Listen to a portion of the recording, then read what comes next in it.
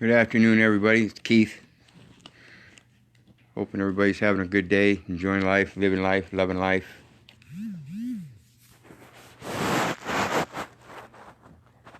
Wanted to hop on today and hopefully answer some questions. So we're going to wait up and see if we get some people to respond here. Hopefully we'll have some people with some questions. How you doing, Albert? Wilka, good afternoon. Jeanette, how's everybody doing? Hey, there's my brother Andy. How you doing, brother? My brother Andy from across the waters. Love you, brother. Hey, hoping somebody's got some questions. Don't have anything kind of research for today or anything, but I always like to get on and talk to people. So,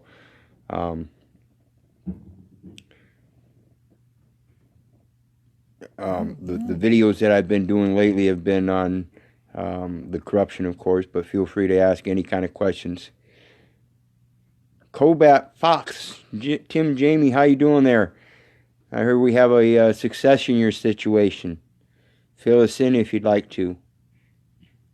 I heard that document that David Straight got going for everybody helped you out there. Congratulations on that.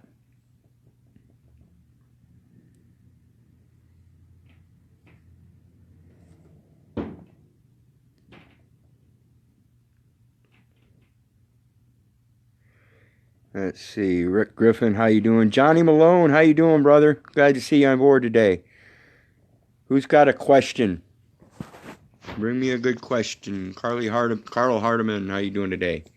And like I said, I've been doing a lot of stuff on the corruption and everything, but feel free to ask any question you like. I like to expand my boundaries, so even if it's something I'm not familiar with, I'm willing to delve into it. Steven Castro, how you doing today? I know somebody out there's got a question. Steve Austin, how you doing?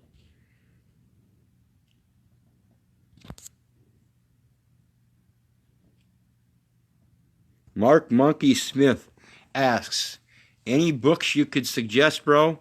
Of course. I want everybody to listen up. This, like I said, I've been doing a lot of videos on the corruption today, and one of the biggest thing is the indoctrination. Basically, it starts out with our public education system, and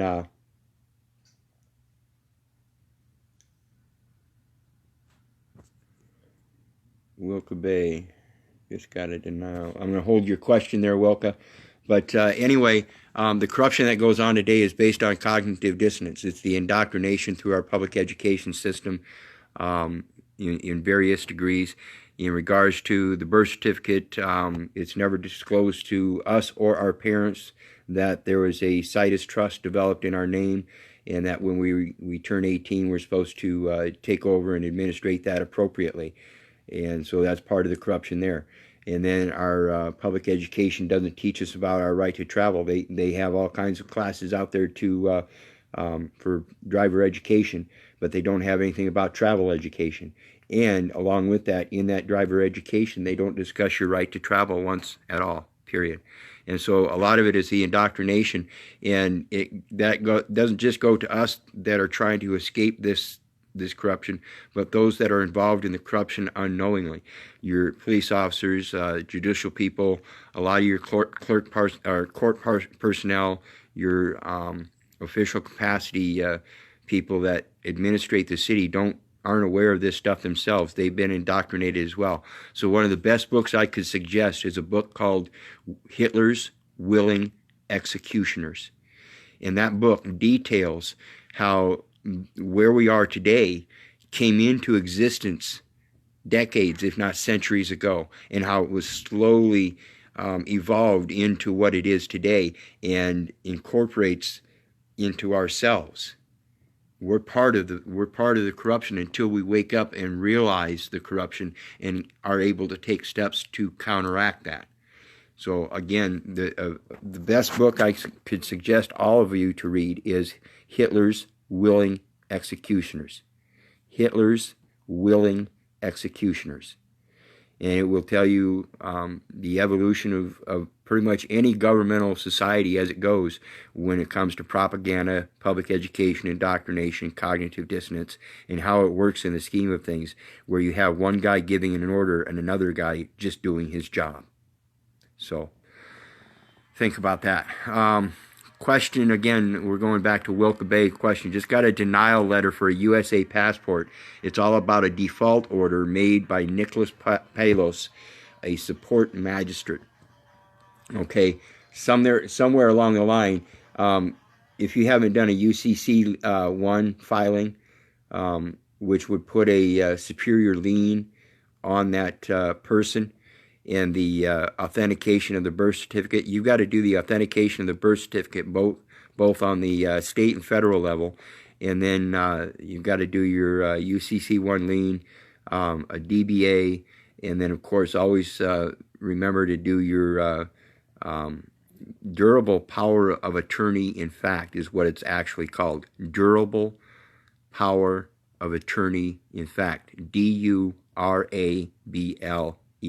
Durable power of attorney in fact, and in that you should revoke any powers of attorney that anybody else might possibly have as far as a government, corporation, agency or agent or association or all others, and that should hopefully clear it up so you can go ahead and apply for that passport again.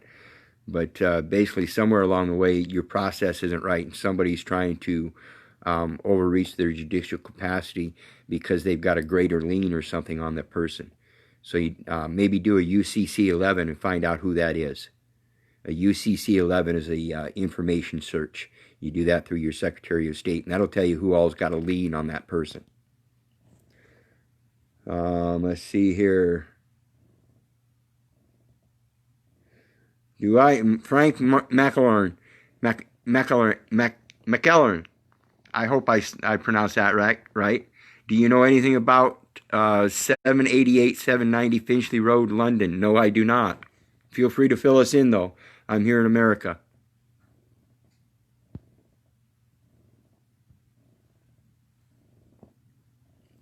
Let's see. How would one go about using, this is from Wilka Bay again, it says, how would one go about using the IRS to discharge, tender a debt, and kill court case?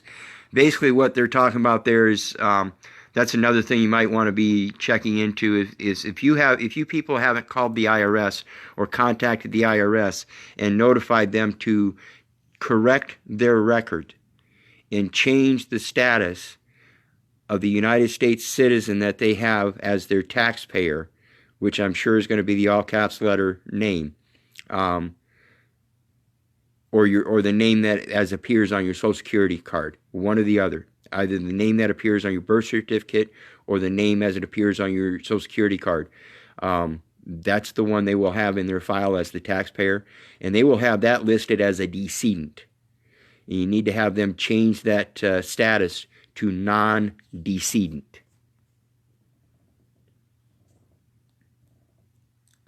Let's see here. Who else?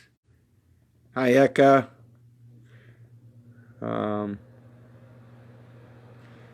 Sun L. How can a man or woman open a bank account without using the status of a U.S. citizen or Social Security number?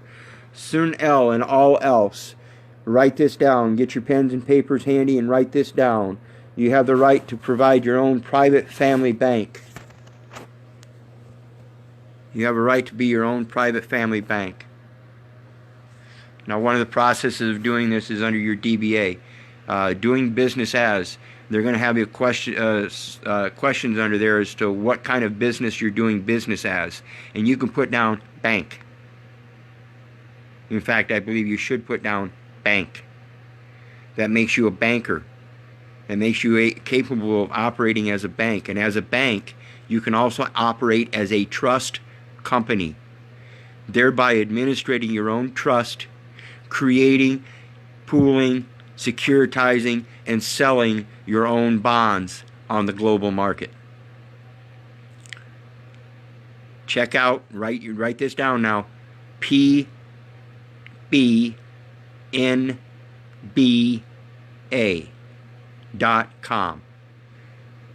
And that's going to take you to a site called Private Bankers National Banking Association.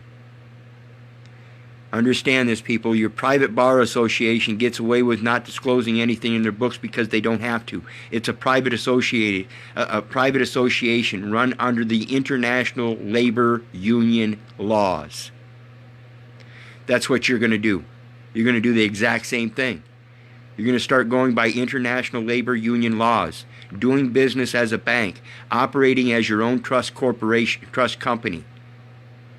And when you authenticate the birth certificate, do your UCC1 filing, which is a superior lien, an agricultural lien against the person, your DBA, and your durable power of attorney in fact, and administrate it all under a private trust. A private trust. You are no longer operating as a United States citizen. You're operating as a bank who can incorporate the United States citizen as an agent of the bank. And again, you don't have to use the United States citizen either. You can create your own person. Once you get a hold of that United States citizen, I strongly suggest you strangle that motherfucker, kill it dead, collapse it, and create your own private corporations, persons. And I always suggest don't keep all your eggs in one basket. I suggest creating several persons. You can do business as this person, you can do business as this person, you can do business as this person, and then create a trust of all three of those persons. And no matter who they go after, they can jail any one of them. They can apprehend any one of them. And all you got to do is hand over paperwork. That's what they're looking for.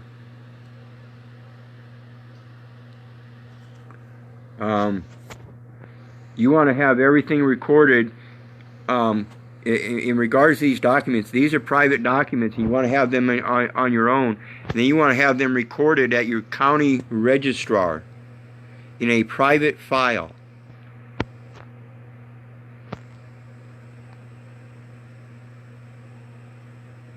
Anxiety is real. Aaron Cardona, yes, anxiety is real. Anxiety is inflicted. Anxiety is indoctrinated. I try to tell people this all the time. Anxiety resides up here. This is a big old parking lot. And I want people to think about this. This is a big, huge parking lot. You got all kinds of automobiles in there. And I want you to walk through your parking lot. And I want you to look at the license plates on all these automobiles. And I want you to notice the ones that say knowledge, the ones that say courage, the ones that say bravery, the ones that say intuition and instinct, the ones that say education, the ones that say wisdom, the ones that say information. I want you to notice the ones that say fear. And I want you to realize the ones that say information and education and all of those good things, they're going to be loaded and packed. The ones that fear, they're going to be empty. Your fears are baseless. They aren't backed up by any kind of knowledge or information or anything. Any kind of fear you might have has to do with experience, and that's just a one experience. It doesn't have to do with future experiences. That's a past experience. It's no longer present, and it doesn't have to be in the future. So your fears are just that. They're just fears. And so what I want you to do is I want you to start pulling all those cars out of there that have fear in them and take them down to the scrapyard. Scrap them for their metal. Get rid of them. So that you can fill that empty parking spot with another automobile that has a plate on it that says gratitude, respect, something like that. And always fill it with your positive automobiles. Get rid of your fear. And it doesn't take drugs to do that. No matter how many psychoanalytical drugs they want to put you on, God has, nature has a cure for everything. It's called balance and cycles. And as long as we can get into the groove of balances and cycles and understand them, we'll understand ourselves better.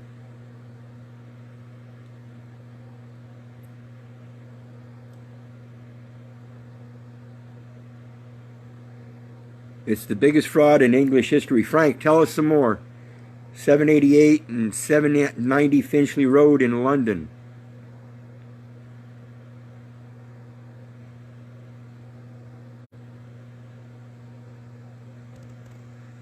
You speak a language that might put you in the Allen Memorial Hospital or Allen Memorial Institute in Montreal, Canada.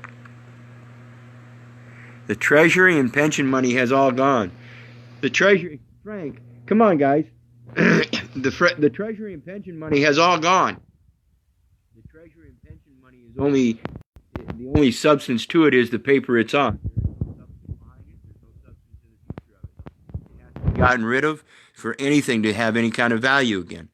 The way things work today is we used to have a trade and barter system that was fully dependent on substance, and we still have that. We still have that. However, today's securities market is based on the value of the security alone, which isn't backed by anything. It's a gamble, purely. That's all it is. When they're selling these securities, what they're doing is betting that on a future date they're going to be able to sell the substances of value, such as gold, silver, and other commodities, such as coffee beans and things, at a higher price than what they sold today. That's the only difference. Otherwise, by a barter and trade system, as it is today, we could still today trade a dozen eggs for, say, a loaf of bread from our neighbor.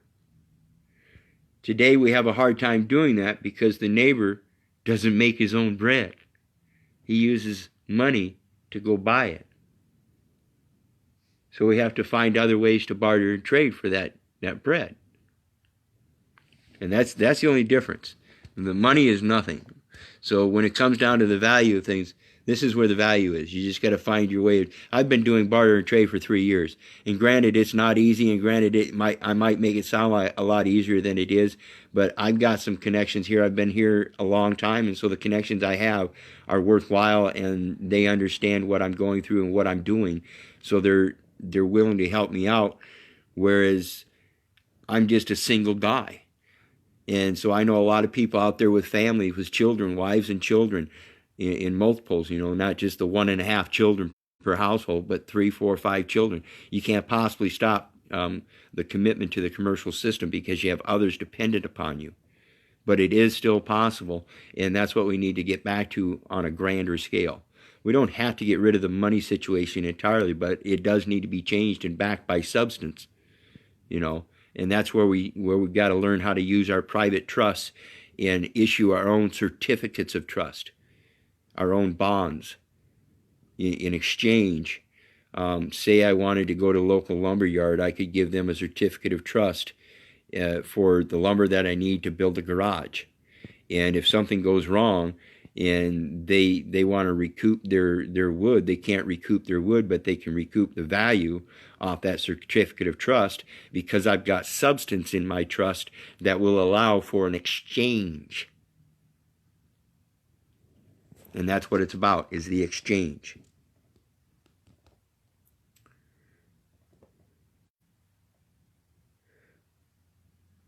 Steve Austin says, Google Gordon Bowden, 788 790 Finchley Road. Why, we'll do that. Yes, Wilka Bay, pbnba.com. All capital letters, though. P, capital B, capital N, capital B, capital A.com. That's your private banking national bankers association. Private Bankers National Banking Association. Let's see. Who else? Anybody else got a question?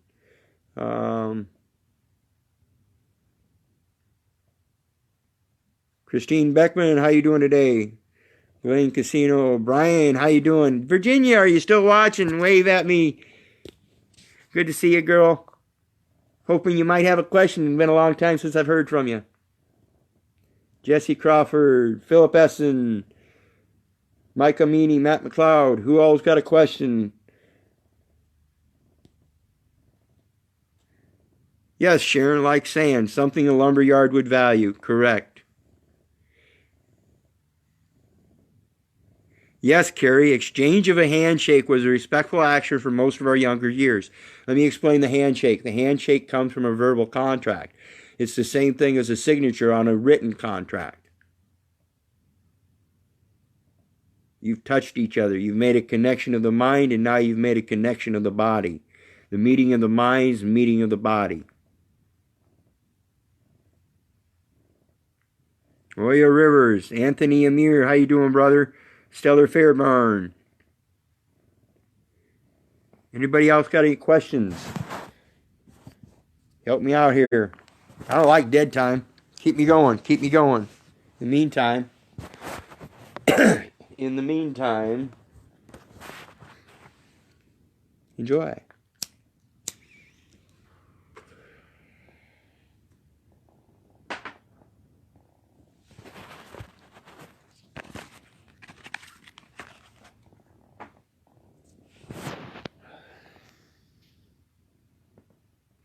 Dave Winston, International Bills of Exchange. Well, that pretty much sums it up if you look at those three words. International.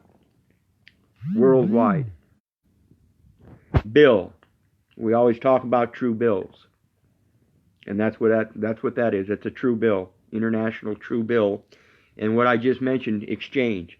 See, when we get we've got two systems going in this world today. We've got common law, which is your trade and exchange, your trade and barter. And then we've got your commercial or equity law. Commercial law or common law is your international law based on trade. Commercial law, equity courts of equity are based on international sales, international commerce. And sales is denoted by money. Same with commerce. Commercial acts are denoted by money. Commerce, coins, things like that. And when it first started out, commerce was based on coinage. We didn't have bills. It was back in the old days we used even stone coins. Then we got into metal coins. And those were things of substance.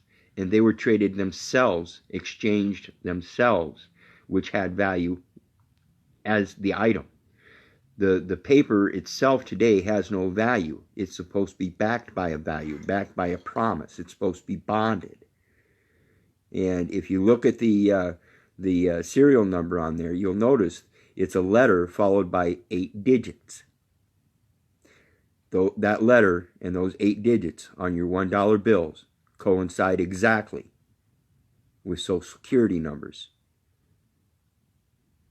Think about it.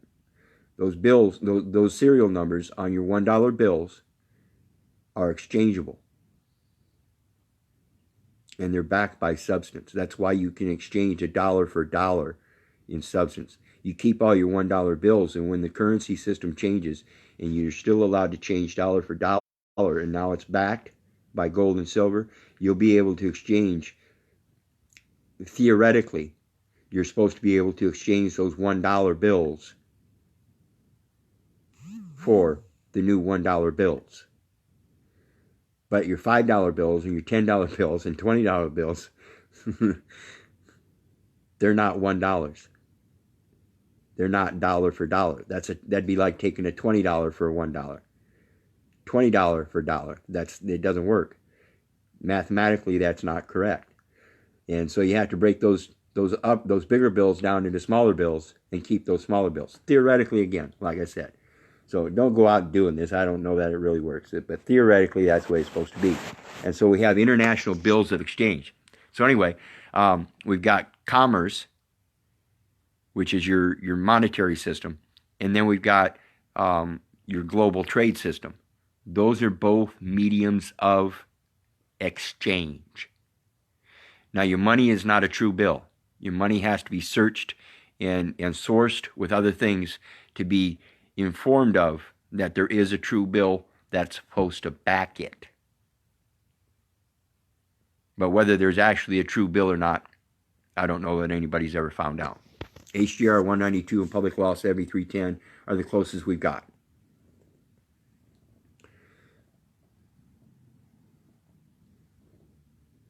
Yes, Mark, the red number on the back of your Social Security card. Some people it will be in red, some others it'll be in blue. but there will be a letter first. A, B, C, D, E, F, G, H, I, J, K, or L. One of those letters, the first 12 letters of the alphabet, and then 8 digits will follow that. The letter determines what reserve bank the account is run through. And then the 8 letters is the account number, is the routing number of the bank. And then, of course, the account number is the Social Security number on the front. It's all one big account number. The banks create the money on your signature simply by typing on a screen. Then we launder it for them, give it back, and owe them interest that will never exist. Yep, that's exactly.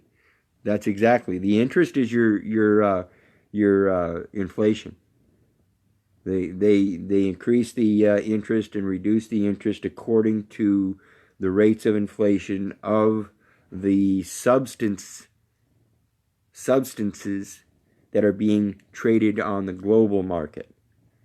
In other words, your commodities, your gold, silver, coffee, rice, grains, all of that's being traded on the global markets that has some kind of substance, has a real tangible value.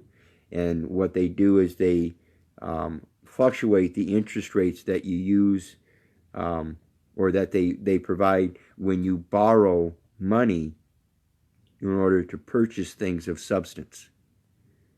And that's where the inflation comes from. It's for their own gain. I have no idea what the reserve banks are. You could get online and just Google. I would do what Federal Reserve Bank is related to G. I always like to use the word related.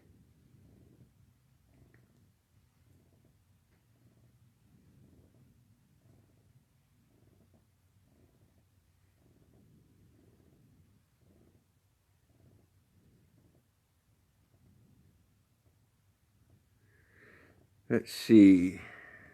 Anybody else with a question? Hi, Lisa. Glad to come aboard. We're just doing a little question session here.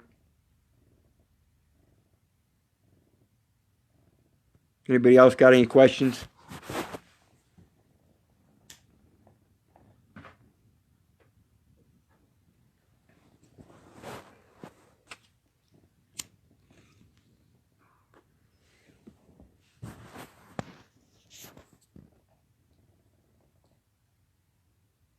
Okay.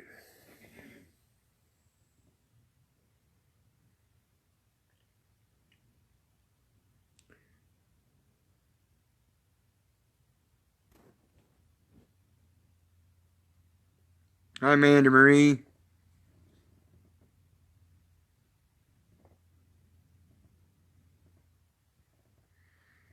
Correct, Mark. Correct. If you guys remember a while back in the 80s, early 80s, they were charging outrageous amounts for tools and supplies and stuff through our military. They were charging like $700 and some odd dollars for a damn hammer. $200 and some dollars for a bag of bolts. You know, it was ridiculous, and that's where your inflation comes from. They do that kind of stuff on purpose, and it's all done based on demand and supply. And that's the large part of the problem. Everybody thinks they have to partake of this, what I call a compelled benefit, known as the monetary system, when in fact we don't. At this particular time, like I said, I understand there's a lot of people that are in a particular situation where they can't just drop everything and start bartering and trading. But it's never a bad time to start instituting it within your lifestyle. It's never a bad time to be out tending a garden and see your neighbor tending his garden and realize that he's got something that you don't and you've got something that he doesn't, and offer up a trade. That's called diversity. That's how we expand. That's how we grow. That's how we go forth and prosper and become abundant. In this commercial system, they've got us believing we have to profit. And you don't. You don't. In order to pass things on to our children, we need to go forth and prosper and be abundant. If we think we're going to go forth and profit and pass that profit on to our children when that profit has no intrinsic value whatsoever, then what have we really passed on to our children? So instead, let's start filling ourselves with this education, this information, and become knowing and use it with wisdom to pass that on. That's what we really need to do. Yes, Sharon, prepare. That's why I say we've got to pass this stuff on to our children, our younger generations. No one else is going to do it for them. And we already know nobody did it for us, and that's why we're in the predicament we're in now, having to learn for ourselves. So we've got to get away from this public education, indoctrination, propaganda, cognitive dissonance bullshit. So, your friend's Social Security card doesn't have a CUSIP number on the back. Actually, it's not a CUSIP number, but it is a routing number, which it's supposed to have. If they did not supply that, I would immediately call them up and demand to know that. That is required information for somebody that is administrating that estate. And if they have you down as a medical or Medicare qualified government employee, even on a voluntary basis, that is still necessary, pertinent to the administration of those duties. Pure and simple. You have a right to that number.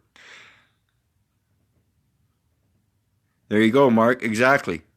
Making cleaning products and trading with a man who makes his own cheese. You want him to have clean stuff to make his cheese. That's for sure. That's a good trade, buddy.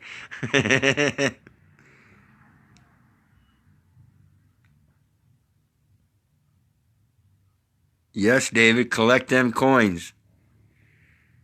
Hey, Lisa, like I said, if there's no number coinciding with the number on the front, then they're not providing full disclosure.